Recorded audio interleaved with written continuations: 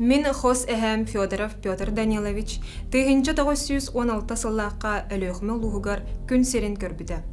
1904 сыллаққа кыһыл армия кеккетигер өлөөхмөттен ананан барбыда. Япония утаресери Квантунскай армия кыттыылаага. Забайкальскай фронт 245 стрелковой полкатын 6-18 дивизиятыгар полковой пулеметчигынан сылжыбыда.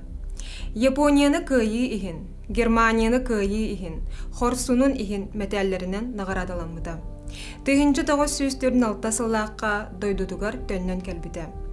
4-7 сылтан 5-2 сылга дейри Ворошилов атынан өлөөхүмэтаяғы Холкоска председателинен үлелебиде. 5-2 сылтан Сталин атынан алданнағы Холкоху салайбыда.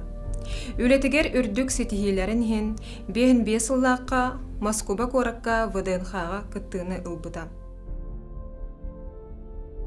Постарела мать за много лет, а вестей от сына нет и нет.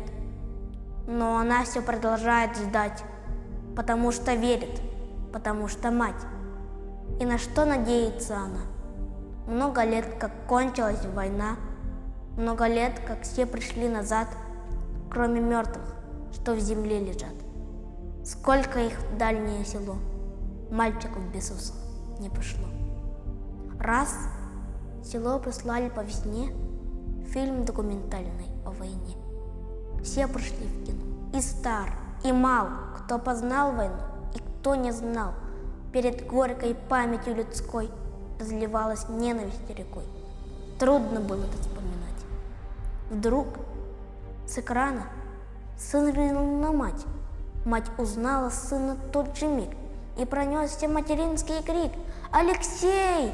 Алешенька, сынок!» Словно сын ее услышать мог. Он рванулся из траншеи в бой. Стала мать прикрыть его с собой.